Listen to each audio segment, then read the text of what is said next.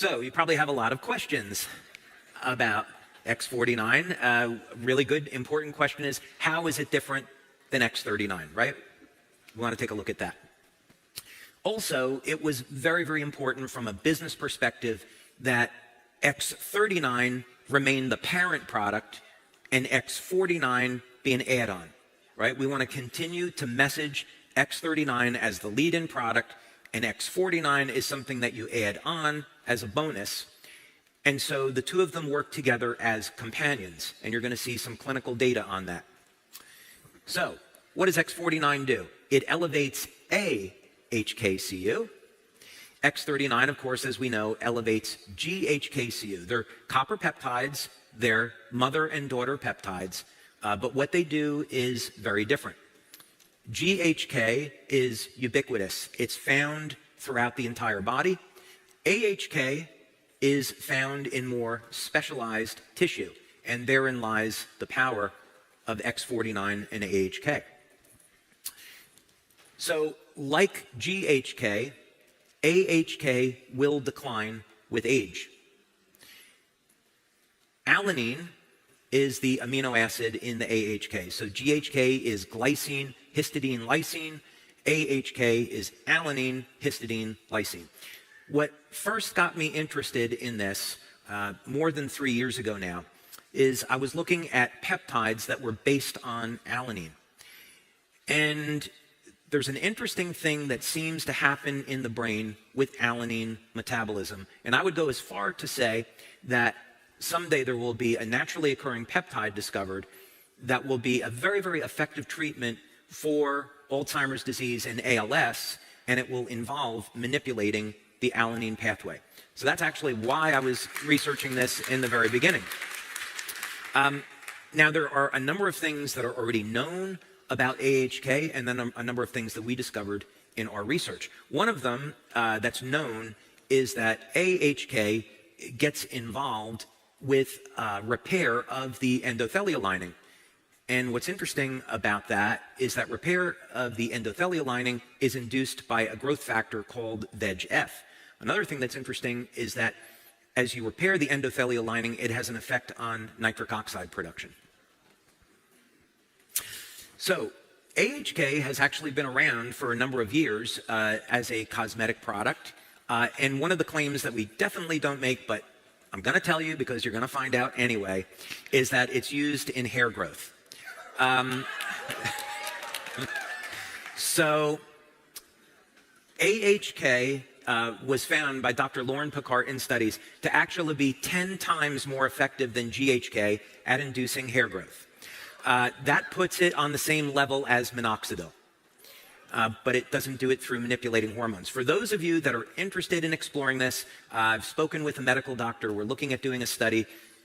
Hair growth is a medical claim. We're not claiming hair growth. We haven't done a study on this. For those of you that are so interested, the recommendation from this doctor would be to go for microneedling to open up the pores, and then you can see if anything happens after that. Okay.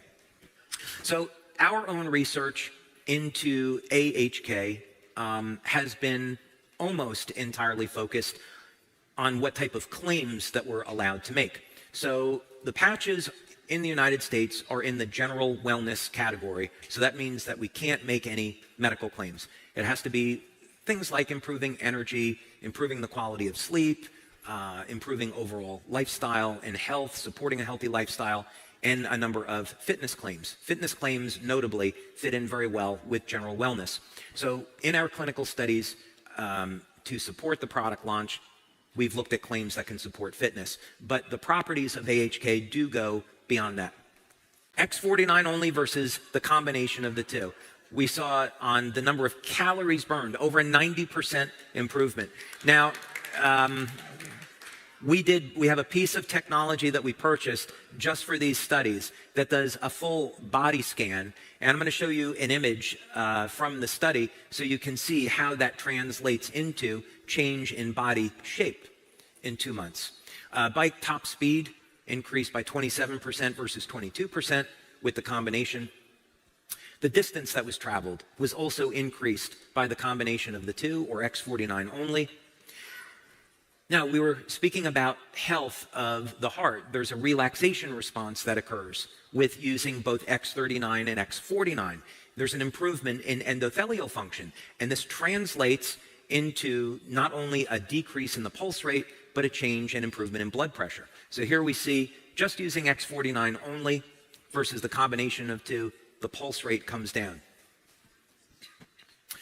So what our data is showing is that both X39 and X49 have an effect on our overall body, but what they do is they work in different ways at improving health. X49, mostly in this example, is focusing on our muscle mass.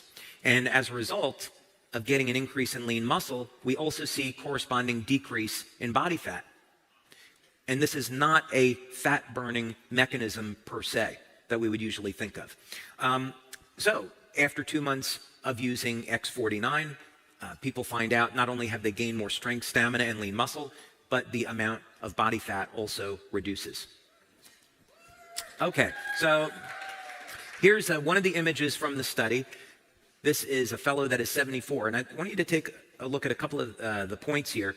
The most important one is the health risk. You can look at the body fat percentage where he started out at 37.5, which is not so good. But what this equipment does is it calculates risk for things like cardiovascular disease, and then it just puts it into a simple percentage. So at this body fat relative to muscle mass, he's 53% higher than ideal in body composition. Now this is what happens after using X49 just for 2 months. I'm going to put those images side by side so you can see them. Great, that was Michael Accurso, wasn't it? I'd recognize that voice anywhere. Okay, so at age 74, not only was he able to get a reduction in body fat, but look what happened with the health risk now. 53% to 20%. So this is very much in keeping with the goals of the company. We want to not only improve people's overall body shape, but improve their health. That's ultimately the goal. So I want to get into one other thing here, more specifically is on blood pressure. So we had first saw this in clinical studies that we did with X39. It appears there's a number of things that are going on here. One is that the cardiovascular system itself seems to go through some repair, and there's also a relaxation response in the autonomic nervous system. So we're not 100% sure why we see decreases in blood pressure, but we have certainly measured it and we've obtained statistical significance with it.